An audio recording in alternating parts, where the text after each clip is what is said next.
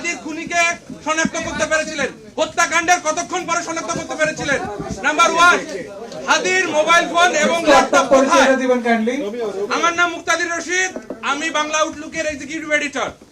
আমি আপনার কাছে জানতে চাই, আমি শুনতে পাচ্ছেন না আপনারা?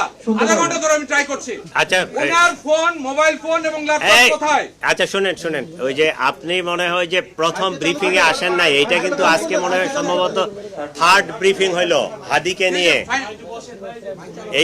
এইটা প্রথম দিনের ব্রিফিং এ বলছিলাম আমি যে তাকে ডিটেক্ট করতে এবং শনাক্ত করতে আমাদের প্রায় রাত 11:30 বাজে গেছে।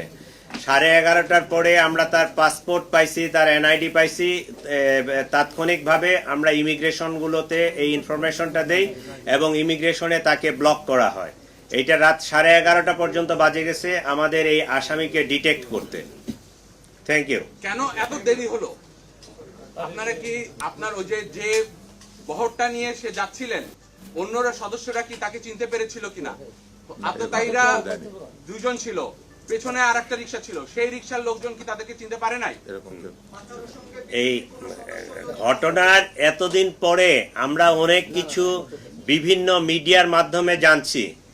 আজকের এই দিনে, এই মুহূর্তে, এই স্টেজে বসে কনক্লুশন টানা যতটা ইজি, যখন একটা ঘটনা ঘটে যায় তাৎক্ষণিকভাবে এই ঘটনাকে উদ্ঘাটন করা, ডিটেক্ট করা এবং করা এত ইজি ছিল না। এই ঘটনায় আপনারা অনেকেই তাৎক্ষণিকভাবে ডিআর টাওয়ারের কাছে ছিলেন, আমিও গেছিলাম। বিষয়টা এত ইজি ছিল না, কারণ যে শুটার এবং যে মোটরসাইকেল আরোহী তারা মাস্ক পরে, ইভেন তারা মোবাইলও বন্ধ করে রাখছে, মোবাইলও রাখে নাই।